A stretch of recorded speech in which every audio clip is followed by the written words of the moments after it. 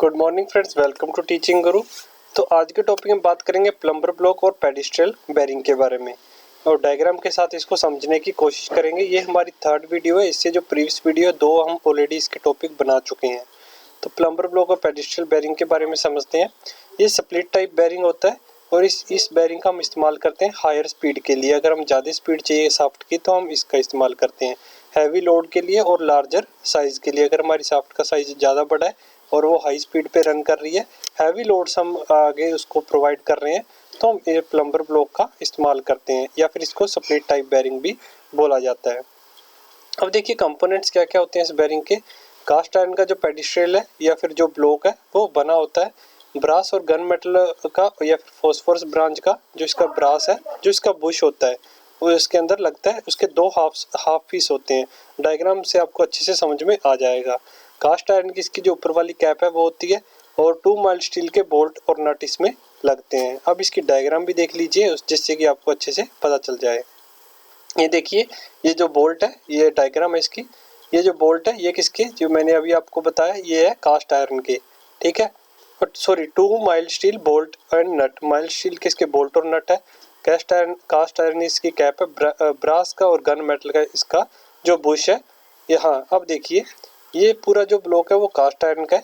इसके अंदर जो बुश है वो गन मेटल का है और जो इसके ये आपको नट और बोल्ट दिख रहे हैं ये माइल्ड स्टील के है, ठीक है। अब देखिए, care is taken that brass do not move axially nor allowed to rotate. अब जो ब्रास है वो ना तो एक्सियली मूव करता है, ना ही वो रोटेट करता है, ठीक है। इसकी प्रिवेंशन के लिए a snug at the bottom fitting inside the recess of the bottom of the pedestal is provided. मतलब वो मूव ना करे तो इसके लिए क्या लगाया जाता है, एक स्नग लगाया जाता है इसके बॉटम में।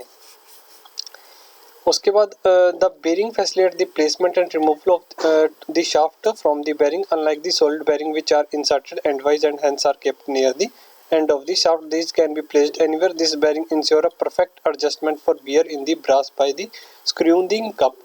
अब देखिए इसमें क्या क्या कहना चाह रहे हैं, ये मैं इसको आसानी से आपको समझा सकता हूँ। देखिए इसके अंदर ये आपका एक ये बेरिंग है। इसकी आपने कंपोजिशन देख ली कि ये किस किस मटेरियल से बना हुआ है।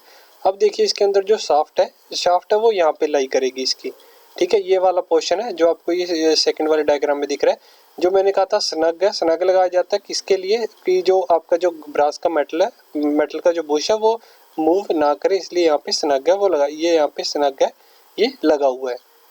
आपको यहाँ पे कर्सर दिख रहा है, यहाँ पे ये स्नग है वो लगा हुआ है, ठीक है। अब इसके अंदर जो शाफ्ट है वो इसके अंदर डालते हैं, यहाँ पे वो लाई करती है।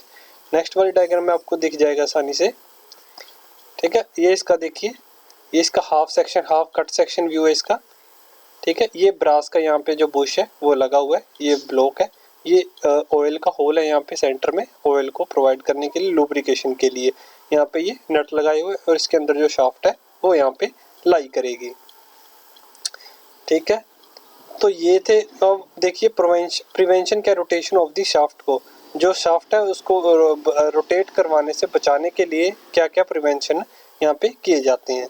These tabs are made octagonal on the outside and they are made in fit inside a corresponding hole। जो भी उसके अंदर होल गया है उसके अंदर जो हम शाफ्ट को रखते हैं। स्नग लगाई हुई है, cast is a cast on the lower brass top which fit a corresponding hole in the casting। The oil is drilled through the snug। वही बताया हुआ कि इसके आसपास एक स्नग लगाई हुई है जिससे कि वो जो हमारा जो ब्रास होता है, जो ब्रास का जो सिलेंड्रिकल है वो मूव ना करे। उसके अंदर एक ऑयल डालने के लिए हम होल को ड्रिल कर देते हैं जिससे कि लुब्रिकेशन उसकी बनी रहे। और ये तो नेक्स्ट स्टेप है, the step of the lower brass are made rectangular on the outside and they are made fit to inside the corresponding hole, ठीक है। जो लोअर ब्रास का बना होता है रेक्टेंगुलर शेप का, उसके अंदर वो आसानी से फिट बैठ जाती है होल के अंदर। तो ये था हमारा आज का टॉपिक जिसमें हमने देखा कि हम कैसे बचा सकते हैं रोटेशन ऑफ ब्रास को। ब्रास का जो इसके अंदर जो लगा होता है उसको हम कैसे रोक सकते हैं उसकी मूवमेंट को, और प्लम्बर ब्लॉक और पेडिस्ट्रियल बेरिंग कहाँ पे हम इस्तेमाल करते हैं, इसकी क्या डायग्राम है। तो वीडियो अच्छी लगी तो वीडियो को लाइक जरूर कीजिएगा। थैंक यू वीडियो देखने के लिए।